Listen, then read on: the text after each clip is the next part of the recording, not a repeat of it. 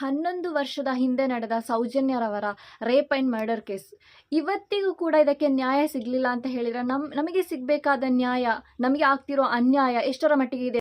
ಅನಾಚಾರಿ ಕೆಲಸ ಅಂತ ಹೇಳೋದು ದೇವಸ್ಥಾನದಲ್ಲಾದರೂ, ಮಸೀದಿಯಲ್ಲಾದರೂ ಕೂಡ, ಚರ್ಚ್ನಲ್ಲಾದರೂ ಕೂಡ ನಾವು ಮಾತಾಡಲೇಬೇಕು. ಧರ್ಮಸ್ಥಳ ಅನ್ನೋ ಒಂದು ಪುಣ್ಯ ಕ್ಷೇತ್ರದ ಬಗ್ಗೆ ಅಥವಾ ಕೆಟ್ಟದಾಗಿ ಮಾತಾಡಲಿಕ್ಕೆ ನನಗೂ ಕೂಡ ಇಷ್ಟ ಇಲ್ಲ. ಅದೇ ರೀತಿ ಈ ಥರ ವಿಡಿಯೋ ಮಾಡಿದವರು ಯಾರೂ ಕೂಡ ಧರ್ಮಸ್ಥಳದ ಬಗ್ಗೆನೋ ಧರ್ಮದ ಬಗ್ಗೆನೋ ಕೆಟ್ಟದಾಗಿ ಮಾತಾಡಿನೂ ಇಲ್ಲ.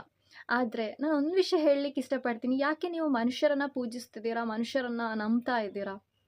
ಅರ್ಥ ಆಗ್ತಾ ಇಲ್ಲ. ಮನುಷ್ಯ ಜಾತಿ ಅಂದಮೇಲೆ ಈ ಥರದ ದುರ್ಘಟನೆಗಳು ಮಾಡಿಯೇ ಮಾಡ್ತಾರೆ. ಇಷ್ಟು ನೀಚ ಕೆಲಸವನ್ನು ಮಾಡಲಿಕ್ಕೆ ಸಾಧ್ಯವಾಗುವುದು ಮನುಷ್ಯ ಜಾತಿಗೆ ಮಾತ್ರ. ಸಮೀರ್ ಅವರು ಅವರ ಯೂಟ್ಯೂಬ್ ಚಾನಲಲ್ಲಿ ಸಂಪೂರ್ಣ ಮಾಹಿತಿ ನೀಡಲಾಗಿದೆ.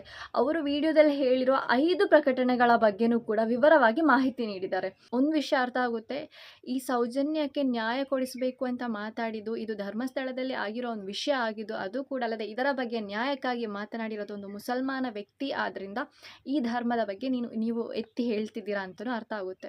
ಯಾಕೆಂದರೆ ಕಮೆಂಟ್ಸ್ ಹಾಕೋರು ನ್ಯಾಯಪರ ನಿಲ್ಲಿ, ಧರ್ಮದ ಪರ ಯಾಕೆ ನಿಲ್ತಾ ಇದ್ದೀರಾ? ಅದೇ ಇನ್ನಾದರೂ ಸೌಜನ್ಯಳಿಗೆ ನ್ಯಾಯ ಸಿಗಲಿ, ಇನ್ನು ಮುಂದೆ ಆದರೂ ಕೂಡ ಈ ಥರದ್ದು ಘಟನೆಗಳು, ಈ ಥರದ ದುರ್ಘಟನೆಗಳು ಆಗದೇ ಇರಲಿ ಅಂತ ನಮಗೆ ನೋಡಬೇಕು ಅಷ್ಟೇ. ನಾವು ಇವಾಗ ಮಾತನಾಡದೆ ಸುಮ್ಮನೆ ಇದ್ದರೆ ನಾಳೆ ನಮಗೂ ನಮ್ಮನೆಯ ಹೆಣ್ಮಕ್ಳಿಗೂ ಇದೇ ವಿಷಯ ಆಗುತ್ತೆ, ಇದೇ ಸಿಚುವೇಶನ್ಸ್ ನಾವು ಕೂಡ ಫೇಸ್ ಮಾಡಬೇಕಾಗುತ್ತೆ. ಅದು ಕೂಡ ಅಲ್ಲದೆ ನಮಗೂ ಕೂಡ ಯಾವುದೇ ರೀತಿಯ ನ್ಯಾಯ ಕೂಡ ಸಿಗೋದಿಲ್ಲ. ಹೆಣ್ಮಕ್ಳಿಗೆ ನ್ಯಾಯ ಸಿಗೋದು ಇಲ್ಲ, ರೇಪಿಸ್ಟ್ಗಳಂತೂ ಬೆಳೀತಾನು ಹೋಗ್ತಾರೆ.